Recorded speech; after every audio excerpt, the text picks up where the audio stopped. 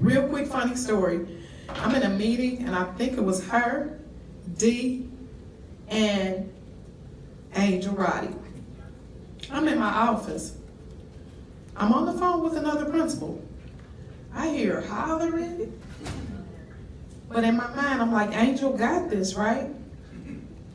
Hollering is getting louder. I think I hear Dee's voice. I'm talking to the principal. The principal's almost in tears, and I'm like, girl, I gotta go. I run over there because I'm trying to let Angel handle her business because I want her to grow. I get in there.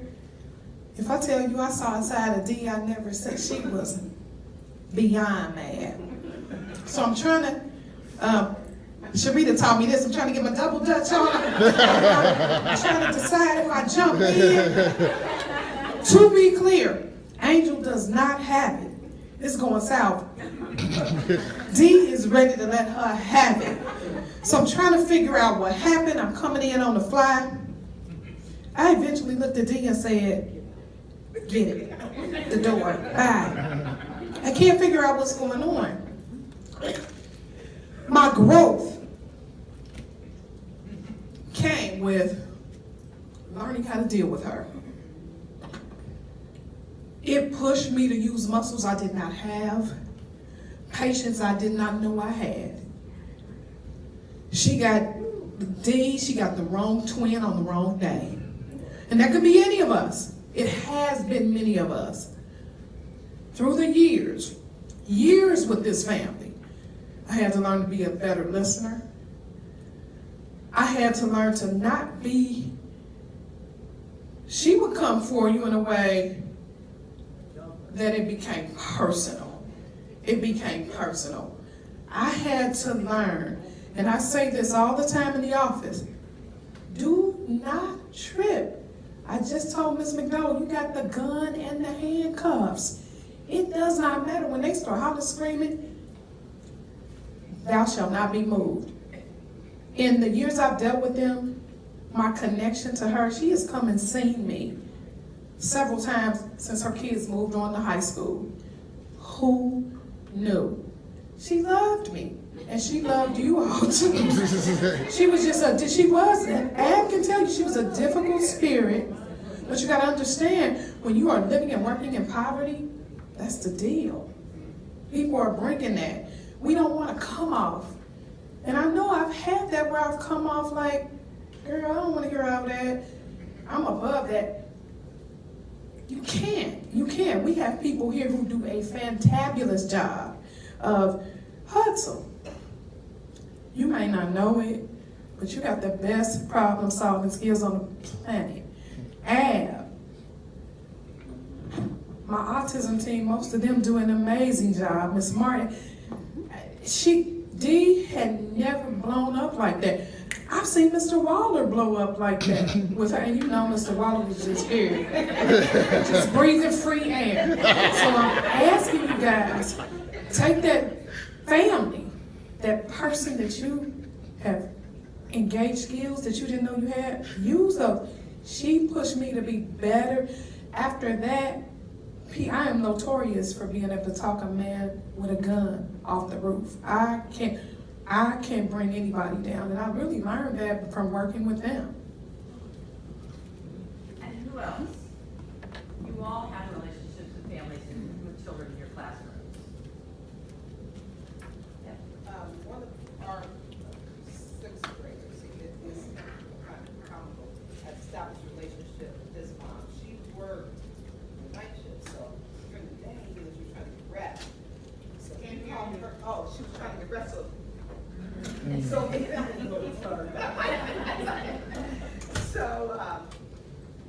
if you called her during the day, she was conscientious of making sure that her child behaved and yada, yada, yada. But she was tired, so she would come up, she's been out of shape, she's going off on him. Well, this past year, I had so typical, Miss Davis, she comes to the door and she has the kid with her, she said, he's goofing off. And I said, she said, I called home, I said, perfect, because I know mom doesn't play. And mom told me, take him to Miss Simpson, she know exactly what to do. And I could see his eyes grow. And that was great because it was like, okay, oh Lord, now mom at school is getting ready to deal with this. So it's like you establish those kind of relationships where the parent can say, you know what, you got this, I know you got this, and I know you're gonna change. And that is what that relationship with mom is, then she's a team, then you guys are a team, right? Yes. And I know that's not always easy, but that's part of the conversation, right? Who else has got that kind of a team relationship with a mom in a classroom? Well, I'm an OT, so I have quite a few parents that I deal with. I had last year a challenging situation where a child was eloping and going into places that could be very dangerous, like on top of stalls and standing on top of stairwells and things, and through the relationship with the mother, finding out that he likes this video game about a bird, and that's what he's trying to do. So through conversation and trying to get him into a safer spot, she now relies on me to kind of assist the rest of the team and be part of the team. And you've got a lot better what's in his head because you heard that story, right? And so now you've got that a lot better. So, for lots of parents, what we hear is that, I mean, you guys are role models in some ways. And in a lot of cases, particularly with parents who are struggling in poverty, you may be the grab arm, right? You may be the one person that somebody could grab onto for a little bit of support. And so, just make, no matter how people are coming, they're coming to grab onto something solid, and they care about their kids, and you know they care about their kids. The other thing that I would suggest is that every single one of you has really strong parents in your classroom, parents who have got it together and their kids have got it together, and I would invite them in. Invite them to your classroom, invite them to be part of the team. And you know who they are. And so it's both you being intentional about reaching out and you being conscious of the role that you play in parents' lives with their kids in your room, even if it doesn't feel like that when they're at you in their interactions with you. And my guess is that kids for whom these kids eventually do better than kids for which there's no connection to what's going on in the class and going on at home. And I totally get that you own the classroom, the conversation earlier, that you own the classroom and you don't have to be responsible for what's going on at home. But it's in your kids, it's there. And so I'm not saying it's your responsibility, but I'm just saying, think about the image that you portray and the role that you play and how important you are potentially in the lives of parents as well as their kids, right? I didn't share this with her, but I just want to mention, I usually talk to my parents, hi mommy, how's such and such, let me tell you what my little darling did, he's not giving you the best effort and so and so. But one year, my grandmother, let me tell you what my darling did. And she said, Miss Childs, I give you permission to take him in that bathroom and beat his butt. And I said, you know what, mama, I would love to do that. I need to work, you know. But it was like that. It was those kind of relationships. You know, they know that you care about the child and that you're not going to harm them in any way, but they felt that kind of comfort that, oh, yeah, and she tried to convince me, oh, wow, no, really, I give you permission. I'll put it in writing. What did you do? Really? I mean, we went back and forth for it, and it was just so funny. No, take him in there. You'll be all right. And you know, what you said is, so what we tend to talk about when we talk about parent status is an event, right? This event happened, how did we deal, did we get it right? But it's about relationships, right? If you have a relationship with a parent on a day when things are good, the bad days are much better. If it's events when things are bad, it's gonna suck. If there's a relationship that goes with that started on good days, much easier on the bad days, right? So, and then the one other thing that I will say is that it's, as Mona or Stacy said, we started, Evanston is a neighborhood that's in transition right now, and I think transition for the good. And so integrating families at school, on their blocks, all over the place is work that's happening right now, right? And some of it is hard, some of it is a challenge.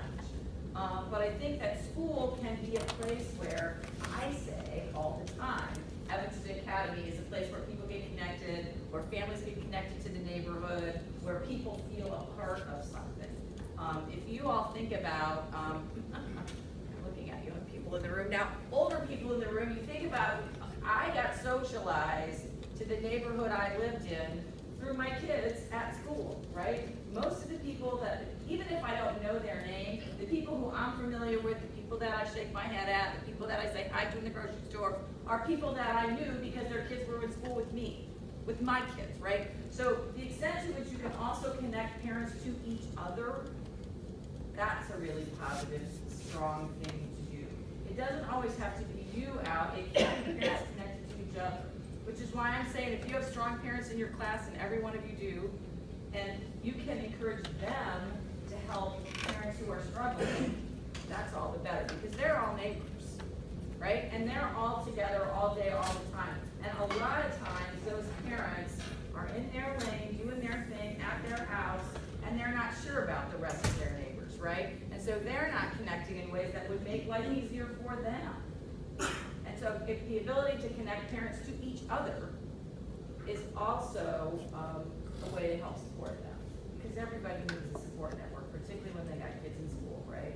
And so the ways that you can help parents build their own support networks that do or don't include you, just make their life easier. Life easier means fewer crappy days after, right? So It's all about customer that's it. service. So that's what I'm it. thinking, So customer I'm gonna service. let Mana, You know, if Go parents to feel customer good about coming into the school, having conversations with us, I think, you know, it would be a win-win.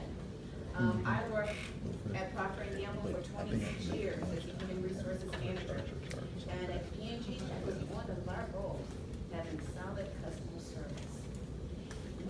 We're already pioneers academically, so let's be pioneers with customer service. you know, Schools are pioneers. I'm sorry, I was gonna say, as Mana's talking, I wanna say one more thing because it occurs to me. So when I ask you to interview each other, I intentionally ask you to talk about a positive experience. And that sometimes is a muscle we don't work. Because you can on a dime talk about an experience that you had that was crappy, or lots of experiences that you had that was crappy, right? It's harder to put your hand on a positive experience and to talk about what you brought to that table that made it work, and to think through how outcomes for children got better when those kind of relationships existed. But you all do it, and you all know how to do it. And there are families that you feel good about. So it's about taking the part of you that creates that relationship and transferring it to other families. Because you know how to do it. I know you do. Oh, they do. I'm sorry. They do. That's all. Apple, everyone knows Apple. That company is solid with customer service. When you walk